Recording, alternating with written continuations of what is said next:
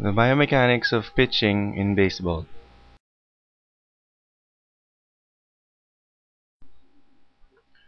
The first phase in pitching is the wind-up. The wind-up phase begins when the pitcher steps back with the front foot, balances on the back foot, and picks the front leg up. The wind-up phase ends when the front leg is at its maximum height and the two hands begin to separate. There is minimum stress on the shoulder muscles during this phase. The second phase is the stride. During the stride phase, a pitcher moves the front foot toward the home plate as the two arms swing down and apart from each other. The stride phase ends when the front foot touches the mound. With your step leg, your hip is flexed concentrically, contracting your iliacus, psoas major and minor, rectus femoris, sartorius, pectineus, and tensor fascia lata, causing an anterior pelvic tilt. Third is the arm cocking phase. During this phase, the pelvis and the upper body rotate to face home plate as the throwing arm externally rotates at the shoulder. The arm cocking phase ends when the shoulder reaches its maximum external rotation.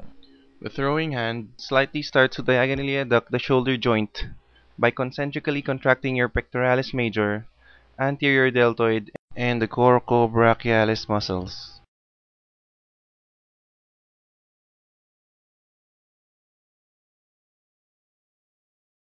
Next is the arm acceleration phase. The phase from the instant of maximum shoulder external rotation until ball release is the arm acceleration. Your throwing hand forearm also stays slightly supinated by concentrically contracting both the heads of the biceps brachii, brachioradialis, and supinator muscles.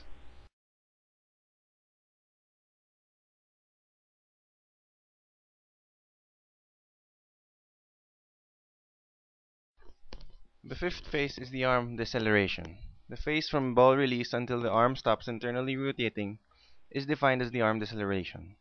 The follow-through leg causes the hip to flex and internally rotate.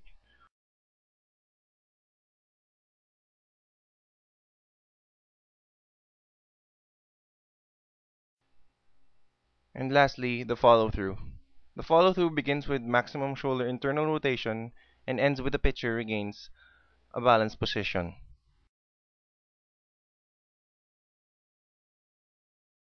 In summary, the major muscles involved are the rotator cuffs, latissimus dorsi, hip flexors, core muscles, wrist flexors, and pelvic muscles.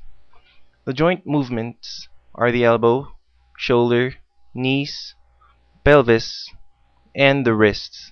Baseball pitching is largely coronal and sagittal planar movements.